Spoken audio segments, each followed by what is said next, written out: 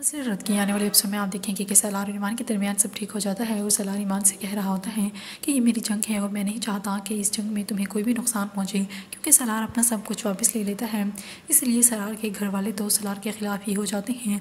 और दूसरी तरफ जैन भी मिलने के लिए आता है सलार से और सलार से कहता है कि तुम ईमान को क्या समझ रहे हो कि वो तुमसे मोहब्बत करती हैं।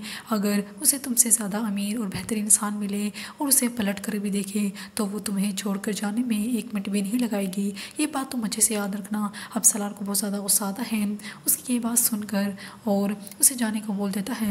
और दूसरी तरफ सलार अब ये देख लेता है कि उसके बाप की आंखों में खून उतरा हुआ है, वही 22 साल पुराना।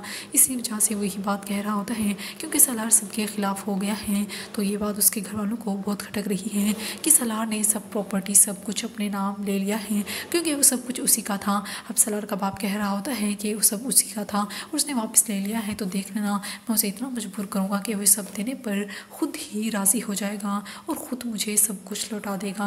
अब सलार भी फैसला कर चुका होता है कि वो अपने घर वालों के सामने डट जाएगा, क्योंकि उसके फैमिली ने उसके साथ जो बुरा करना था वो कर लिया। अब वो किसी की कोई बात नहीं सुनेगा। और दूसरी तरफ ईमान समझा रही होती है सलार को कि अगर सामने वाला धमकियों पर उतर जाए तो इसका मतलब ये है कि वो कमज़ोर हो चुका है। और दूसरी तरफ जब सब ईमान को बुरा भला कहते हैं तो सलार को गुस्सा आ जाता है और सलार सबसे कह देता है कि या तो ईमान के बारे में कुछ गलत अल्फाज इस्तेमाल ना करें या अपनी सोच झटक दें या ये घर छोड़कर चले जाएं। सलार अब सबसे ये कहकर चला जाता है।